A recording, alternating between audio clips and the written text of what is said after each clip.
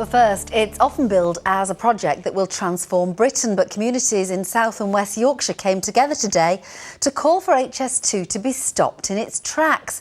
The high-speed rail link, it's claimed, will create jobs and growth. But some who could see their newly built homes knocked down feel the price is too high, and they've produced a report calling for a rethink. HS2 says it will work with communities to reduce its impact. Well, our correspondent Katie Oscroft has the latest developments. Well, thanks, John. This is the report which says that the HS2 proposed route through South, West and West Yorkshire is rushed, harmful and misleading. An 83-page report. I'll be speaking to the author of this soon, but I've been to a community in Mexborough which stands right along the route. Rachel Riddler should be looking for nearby schools to send her 2 young children. Instead, she's looking over her shoulder, wondering whether or when a government minister will order the demolition of her home. It's just a lovely place to live. The housing here is so affordable. We're actually really worried now that even with the compensation we won't afford anything of the same standard as what we've got here. And that's why we came here, because we've got a lovely 4-bedroom house to bring up our family in. I don't know how a government can push to build houses and create communities, and we have an amazing new community here, and then just decide to knock it down the next day. It's just sickening. The first route proposed by HS2 favoured Meadowhall as the site of a new station, but the new route, recommended in July by the chairman of HS2, is estimated to save the company £1 billion, but doesn't even acknowledge that the Shimmer estate in Mexborough, which it would go right through, exists. And you just will not get a property. That's left a lot of anger amongst people here. It's just appalling what they're doing. Why would you build a development like this? Then I'll finish it down at bottom. I feel sick. I really feel sick in the stomach because we've been here nearly 2 years, and and some of us, less than that.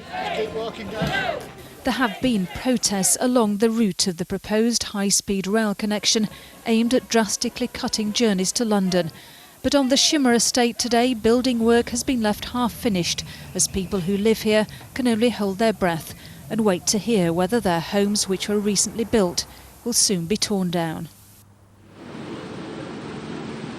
Well, I spoke to Paul Griffiths from HS2 a little earlier, and unsurprisingly he defended the new route, but he says it'll have less impact on homes and businesses.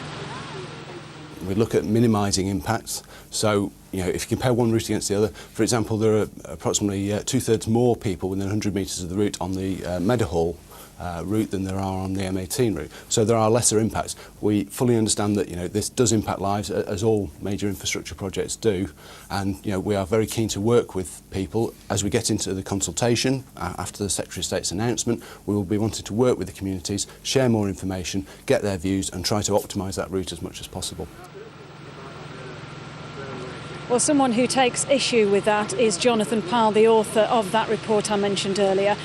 Jonathan, you live in Crofton, which is along the route. Would you be opposing this route if you didn't?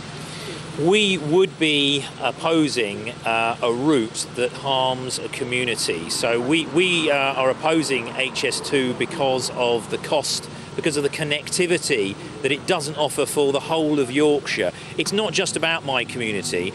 But if you've got in a community that is being damaged, you find out about it. So yes, we would be opposing HS2, but we're not against all high-speed rail.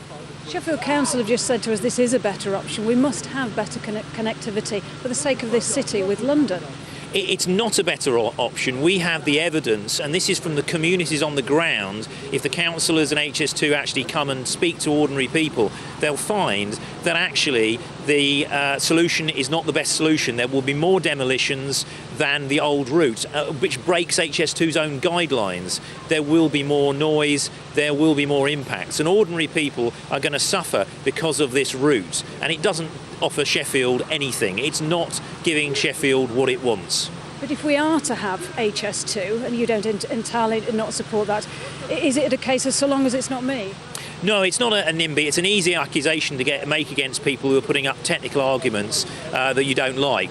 But it's not about that. It's about actually what is the best approach for Yorkshire as a whole, and not just Sheffield, not just Leeds, but also Wakefield and Doncaster and Mexborough. And it is about actually making sure that we don't waste taxpayers' money on a route that is not wanted. Thank you, Jonathan Parle. I know you're taking this to Chris Grayling at the end of the month.